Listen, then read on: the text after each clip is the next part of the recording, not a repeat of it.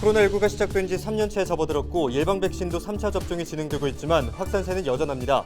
현재 먹는 치료제가 개발돼 복용이 시작됐는데요. 자세한 이야기를 전문가와 나눠봤습니다. 2020년 1월 20일 국내 첫 코로나19 확진자가 발생한 이후 감염자가 끊이지 않고 있습니다. 여기에 오미크론 변이 바이러스까지 코로나를 숫자로 풀어봤습니다. 지난 13일 불법 영업으로 적발된 노래주점이 일주일 만에 또다시 경찰에 단속됐습니다. 손님과 종업원 등 13명이 감염병 위반 혐의로 적발됐습니다. 부산 지역 혈액 보유량 3일분이 급격하게 줄면서 주의 단계로 떨어졌습니다. 헌혈 참여자가 줄어든 것이 원인인데요. 설 명절까지 앞두고 있어 혈액 수급에 비상이 걸렸습니다.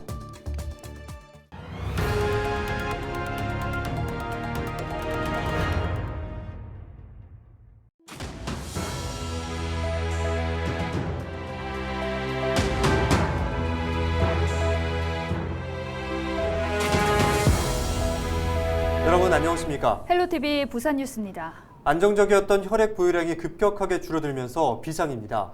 오미크론 변이 바이러스와 한파등이 겹치면서 헌혈 참여자가 줄어든 것이 원인인데요. 이런 상황이 조금만 지속돼도 혈액 공급에 차질까지 우려됩니다. 보도에 김한식 기자입니다.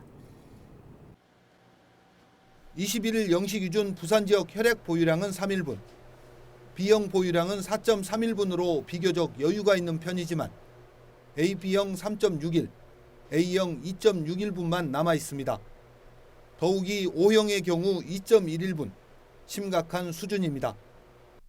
적정 보유량은 5일분이지만 부산은 현재 주의 단계. 지난 2일 보유량 7.41분에서 불과 15일여 만에 절반 이하로 떨어진 겁니다. 헌혈자 감소 추세가 이어지면 정말로 그 응급 상황에서 발생할 수 있는 그런 긴박한 경우에 수혈이 좀 어려워질 수가 있습니다. 지역 내 원활한 혈액 공급을 위해서는 매일 700명 이상이 헌혈을 해야 하지만 현재 일일 평균 250여 명에 불과합니다. 오미크론 변이 바이러스에 이어 한파까지 겹치면서 헌혈 참여자가 줄어든 것으로 보입니다.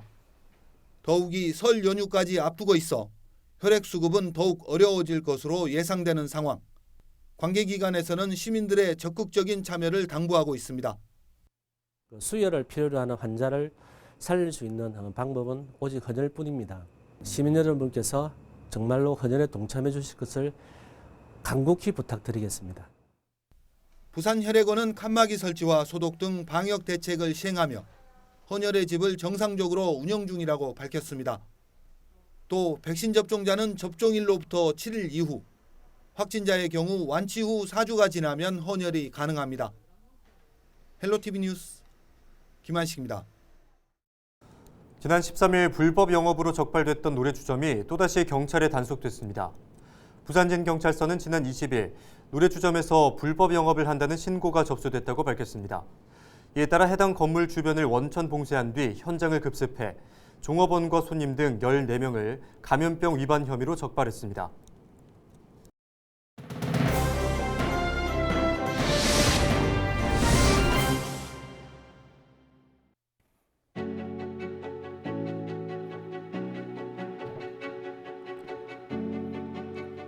국내 코로나19 위기 상황이 어느덧 3년째에 접어들었습니다. 코로나19 이후에 우리의 삶은 많은 변화를 겪었죠. 코로나19 발생 2년간의 기록을 숫자로 되돌아보겠습니다. 자, 먼저 첫 번째 숫자 함께 보시죠. 무슨 숫자인지 바로 알아보시겠나요? 2020년 1월 20일 국내에서 코로나19 확진자가 처음으로 발생한 날입니다. 자, 벌써 만 2년이 넘었는데요. K방역이 선방했다고는 하지만 코로나19 사태가 장기화되면서 방역 피로도는 높아졌습니다. 델타에 이어서 오미크론 변이까지 등장하면서 그 위기는 계속되고 있습니다. 네, 두 번째 숫자 이어서 보시죠. 4와 7,849라는 숫자가 떠 있는데요. 이건 뭘 의미하는 숫자일까요? 그렇습니다. 코로나19 4차 대유행의 정점에서 나온 일일 신규 확진자 숫자입니다. 먼저 1차 대유행이었던 대구 신천지발 유행에서 또 2차 서울 도심 집회발 대유행, 그리고 가을철 3차 유행을 거쳐서 지난해 12월 15일 국내 최다 확진자는 7,849명으로 역대 기록을 또 갈아치웠습니다. 11월 한 달간 사회적 거리두기를 대폭 완화했다가 확진자가 급격하게 증가하는 결과를 낳았죠. 이어서 또 복잡한 숫자가 나왔는데요. 자, 앞에 나온 숫자는 71만 명, 지금까지 코로나19 누적 확진자 수를 뜻합니다. 지난 20일 0시 기준으로 정확하게는 71만 2,503명이었는데요. 그 뒤에 1억 1,242만 회는 국내 백신 접종 횟수를 다 합친 숫자입니다. 지난 20일 0시까지 코로나19 백신 접종 횟수는 1차가 4,453만 회, 2차가 4,367만 회, 그리고 3차 추가 접종이 2,421만 회였습니다. 네, 아직 코로나19 사태는 끝을 알 수 없는 위기 상황입니다. 또 일부 전문가들은 이제 코로나와의 공존을 준비해야 한다고 강조합니다. 지금까지 숫자로 보는 코로나19였습니다. 헬로티비 브리핑이었습니다.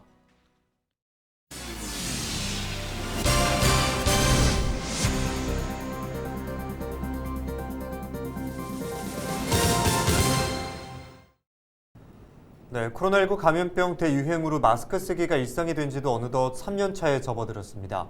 주사 백신도 2차를 넘어 3차까지 접종하고 있지만 여전히 감염증은 줄지 않고 있는데요. 최근 먹는 알약으로 백신이 등장하면서 국내에서도 투여를 시작해 관심이 높아지고 있습니다. 그만큼 먹는 치료에 대한 궁금증도 많을 것 같은데요. 자세한 내용 엄중식 감염내과 전문의 연결해 들어보도록 하겠습니다. 안녕하십니까? 네, 안녕하십니까. 네, 코로나19 먹는 치료제에 대한 궁금증이 많습니다. 우선 현재까지 나타난 효과와 부작용 어떤 것들이 있을까요? 네, 일단 지금 팍스로비드라는 이름으로 생산이 되고 있는데 이 약을 먹게 되면은 코로나19로 인한 증상이나 징후가 완화되는 효과가 있습니다. 그런데 사실 이 증상 완화 효과보다는 더 중요한 것이 코로나19가 중증으로 진행하는 것을 예방하는 효과입니다. 임상 연구에서는 한 88% 정도 중증으로 진행하는 것을 감소시킨다고 보고가 되어 있는데 실제 처방을 해보면 현장에서는 이 88%보다는 조금 낮은 중증 예방 효과가 있지 않을까 이렇게 예측을 하고 있습니다. 네, 먹는 치료제 효과와 부작용에 대해서 말씀을 해주셨는데요. 그럼 현재 진행 중인 먹는 치료제 투여는 어떤 분들을 대상으로 진행이 되고 있는지, 또 투여 기간은 어느 정도인지 말씀해 주시죠. 이게 아무래도 이 공급 물량이 제한이 있기 때문에 모든 확진자에게 드리지는 못하고 있고요. 현재 우리나라에서 처방 대상으로 정의한 그런 환자는 나이가 65세 이상이거나 면역 저하자인 그런 환자분들 중에서 코로나19 증상이 발생하고 5일 이내의 상태이고 산소 치료가 필요하지 않은 그런 경증 또는 중등증에 해당하는 환자가 투여 대상입니다. 네, 먹는 치료제 대상자와 투여 기간에 대해서 말씀해 주셨는데요. 현재 투여되고 있는 먹는 치료제에 대한 주요 성분도 궁금합니다. 어떤 성분들인가요? 지금 팍스로비드는 이제 실제로 그 두 가지 성분입니다. 하나는 코로나19 바이러스를 죽이는 그런 성분이 하나가 있고 또 이 약의 성분을 증가시키기 위해서 그 리토나비어라는 성분이 함께 포함이 돼 있어서 이 두 가지 성분을 복용하는 형태로 지금 처방을 하게 되어 있고요. 또 하나 경구 치료제는 아직 우리나라에 도입은 되지 않았지만 몰루피라비어라는 성분의 약이 있습니다. 상품명은 라게브리오라고 하는데요. 이 약은 워낙에 인플루엔자 치료제로 개발이 됐다가 코로나19 치료제로 효과가 있을 것으로 예측이 돼서 임상 연구를 했고 약 30% 정도의 감소 효과가 있다. 중증 환자 감소 효과가 있다라고 해서 도입을 준비 중에 있습니다. 네, 먹는 치료제 주요 성분에 대해서 말씀을 해주셨는데요. 끝으로 먹는 약 투여할 때 주의해야 할 점들도 있을 것 같습니다. 주의사항에 대해서 말씀해 주실까요? 처방을 받으신 분들은 그 5일 동안 하루 2번 3알씩 한 번에 3알씩 복용을 잘 끝까지 다 하셔야 되는 게 중요하겠고요.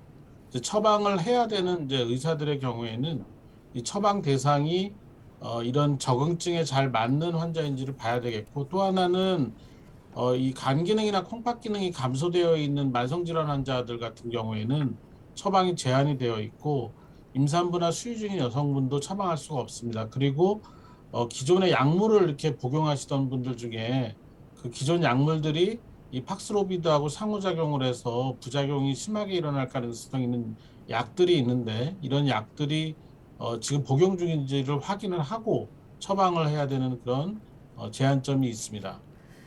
네, 먹는 치료제에 대한 궁금증은 여기까지 듣도록 하겠습니다. 오늘 말씀 고맙습니다. 감사합니다.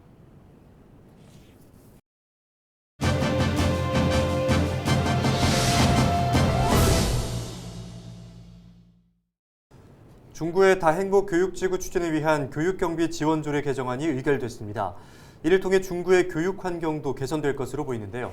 강희은 중구의회 의원과의 전화 연결을 통해서 구체적인 이야기 들어보겠습니다. 안녕하십니까? 네, 안녕하세요. 먼저 이번에 개정된 중구 교육경비 보조에 관한 조례의 역할에 대해서 말씀해 주시죠. 네. 교육경비 지원조례는 중부 관내 고등학교 이하 학교 교육에 소요되는 경비의 일부를 보조할 수 있게끔 하는 조례입니다. 이 조례를 근거로 무상교복, 친환경 급식비, 진로진학센터, 각급 학교 특화 프로그램 지원, 학급 환경 개선, 생존 수영 등에 사용하고 있습니다. 네, 다음으로 조례 개정 추진 이유와 달라진 내용에 대해서 말씀해 주시죠. 네, 제가 사실 조례 개정 추진을 적극적으로 하게 된 것은 다행복교육지구에 관한 관심에서 시작됐습니다. 임기 초기부터 계속적으로 추진하기 위해 노력했던 다행복교육지구는 학교와 지역사회가 다양한 교육 사업을 통해 신뢰받는 공교육 확립과 무엇보다 아이들이 잘 성장할 수 있도록 돕는 것입니다. 그런데 우리 중구가 다행복교육지구를 추진할 수 없는 세 가지 걸림돌이 있었습니다. 기준인건비로 묶여있는 전담인력 확충과 매칭할 수 있는 사업비, 교육청 파견 인력을 위한 사무 공간이 그 걸림돌이었습니다. 그래서 지속적으로 집행부와 논의한 결과 기존 교육경비에 있어 다행복교육지구까지 감당하기에는 예산이 부족하다는 결론이 나왔습니다. 이에 교육경비 보조금 조례를 확인한 결과 부산 16개 구군 중 우리 중구와 동구만 3%로 보조금 지원 제한이 되어 있었습니다. 다른 구는 지원에 있어 지원 범위가 5%에서 아예 예산 범위 내로 지원 제한을 사실상 푼 자치구도 많았습니다. 그래서 기존 3%였던 보조 기준액을 해당 회계년도 9세의 5% 범위에서 지원할 수 있게끔 개정을 하게 되었습니다. 그리고 개정을 통해 기존 교육 환경 개선에만 소요되는 경비 지원이 가능했던 것을 교육으로 조금 더 범위를 넓히게 되었습니다. 네, 조례 개정으로 아이들이 더 나은 양질의 교육을 받을 수 있게 됐는데 보다 구체적인 기대 효과는 어떻게 됩니까?